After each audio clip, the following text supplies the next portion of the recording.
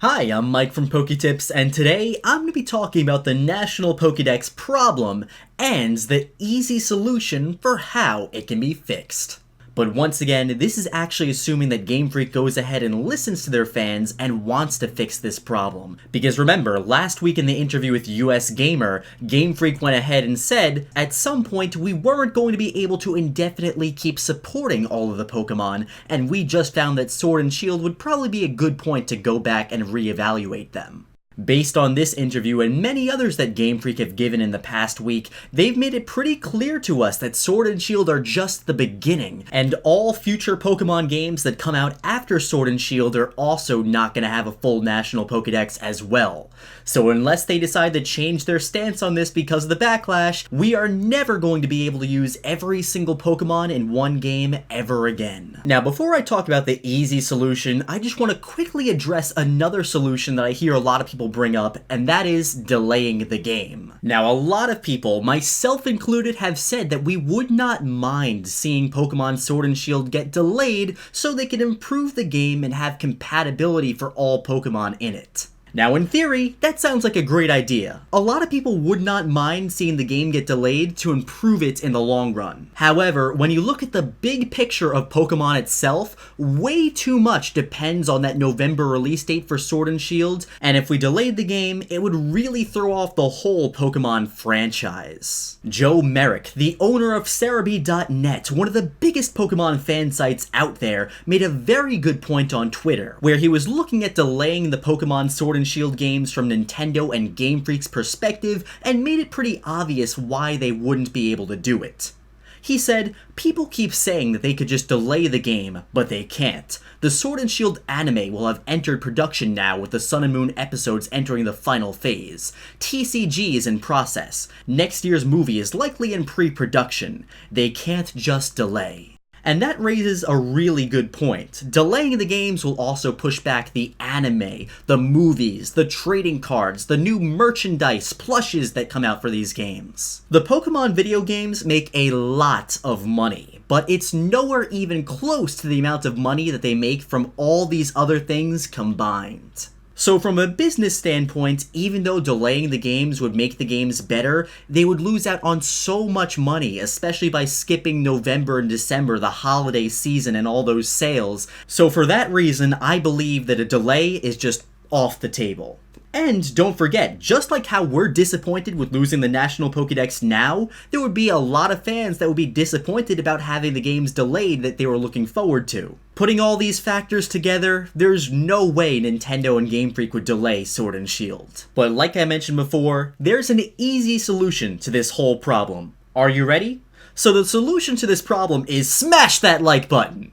I kid, YouTube just really likes it when you do that and it helps me out. But seriously, here's how they really can easily fix this. So the whole issue here is that the application Pokemon Home will not allow you to transfer all of your old Pokemon into the new games. You can only transfer your old Pokemon that are going to be in the Galar Region Pokédex, and the rest of them are stuck in Pokemon Home until a new game comes out that features those Pokemon in that game's Pokédex. However, Pokemon Home is set to release in 2020, months after Pokemon Sword and Shield come out. So either way, on release day, we're not going to be able to transfer our old Pokemon into Sword and Shield. So the solution here is simply, when Pokemon Home comes out in 2020, release a patch at the same time for Pokemon Sword and Shield that'll update Pokemon Sword and Shield to have all of the Pokemon that it's missing. Have all the models, the data, the movesets, everything you need for the game, just slap it right on there with the patch, and then boom, you'll have perfect compatibility when Pokemon Home comes out. It'll be just like a patch for Super Smash Bros. Ultimate. You know, when the game came out originally, it didn't have any DLC characters like Banjo and Kazooie. However, months after the game came out, an update was released that lets you get those new characters. Simply just do the same thing for Pokemon, but make it free. Now, out of this patch, I just simply want to be able to transfer all of my old Pokemon to Sword and Shield. I'm not asking for anything extra. It is perfectly okay to me that you can't catch all 900 to 1,000 Pokemon in Sword and Shield. That's a lot of Pokemon to catch in one game. In addition, I don't care if these Pokemon can Dynamax or not. It really doesn't matter to me.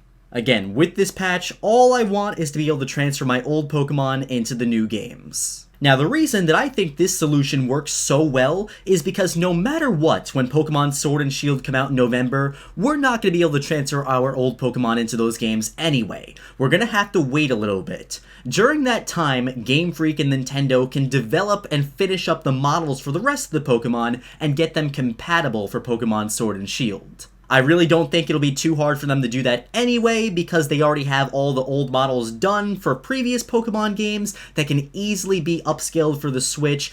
And for some strange reason, like me and a few other people have noticed, Pokemon Let's Go Pikachu and Eevee already have data for all the Pokemon that are not in the game, and it's still there, but they don't have models. If they had models and cries, all the old Pokemon would be usable in Let's Go Pikachu and Eevee. So based on the fact that the models are done, the data's already there, and they'll have months to complete it, I don't think it should be any problem for the highest grossing media franchise of all time to be able to release a patch with the rest of the Pokemon in it. Now, do I think this will happen? Maybe. Maybe. I think the community has done a great job of letting Nintendo and Game Freak know what we want, that we want to be able to use all of our old Pokemon. And I think by now, with all the videos, all the tweets, all the topics on social media, all the articles, they have definitely heard about it. I have a friend that has not played Pokemon in years and was more than likely not going to get Sword and Shield anyway, he just grew out of it. But he found out through all of this backlash that something was going on with Sword and Shield and it was causing a lot of controversy, and he asked me about it. So this is really spreading very far. In addition, I've seen a few people post on Reddit very recently that Nintendo of Europe has been sending out surveys asking people what they want to see in Sword and Shield and asking about Mega Evolutions, Z-moves, old Pokemon, all that good stuff that we're missing. I have not personally seen the survey yet myself, but if this survey is true and is asking questions like these, Nintendo is definitely looking for feedback about Pokemon, and maybe, just maybe, Game Freak might change this policy decision due to the backlash and let us use all of our Pokemon in every game. I know this is Game Freak and they've never done a patch like this, but there's also never been backlash to a Pokemon announcement like this before.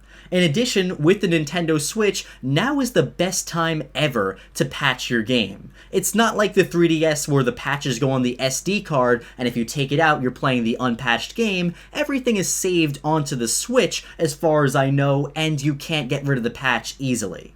Once again, Game Freak has stated that their reasoning for removing all of the Pokemon from Sword and Shield is because A, there's just too many now, B, battle balance, and C, they want to have high quality animations in the game. Yes, I agree, there are a lot of Pokemon now, but the slogan of Pokemon has always been, gotta catch 'em all. They've even used this recently for advertising Pokemon Sun and Moon. These Pokemon have been on a journey with us for years. We've been able to transfer our Pokemon all the way from Ruby and Sapphire up to Ultra Sun and Moon. I don't want to say goodbye to some of them now. For battle balancing, again, it's simple. Just ban any Pokemon that you can't normally catch in Sword and Shield from ranked battles or tournaments. And the last one, high quality animations, well, I'll believe it when I see it. In addition, I like how this controversy has allowed us to start talking about other aspects of Pokemon Sword and Shield and really calling them out.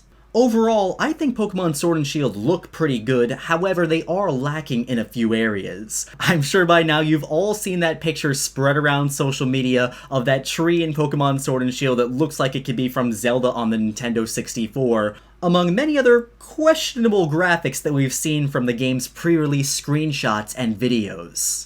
In addition, personally, I'm not really the biggest fan of how bland the wild area looks. I really feel like they could have put more detail and stuff in there. Now more than ever, the developers of these games are listening on social media, looking for your feedback, and they implement that into the games. So I really think by talking about all these things, we could potentially see a better Pokemon Sword and Shield, and it's always good to have these conversations. I love Pokemon, I've been playing it for as long as I can remember, and I personally just want Pokemon Sword and Shield to be the best games that they can possibly be. I know I'm going to spend hours and hours and hours playing through them, diving through every little detail, every little mystery there is in these games. I'm going to look for them, and a lot of other longtime Pokemon fans are right there with me. So here's the solution. Patch the game, listen to feedback.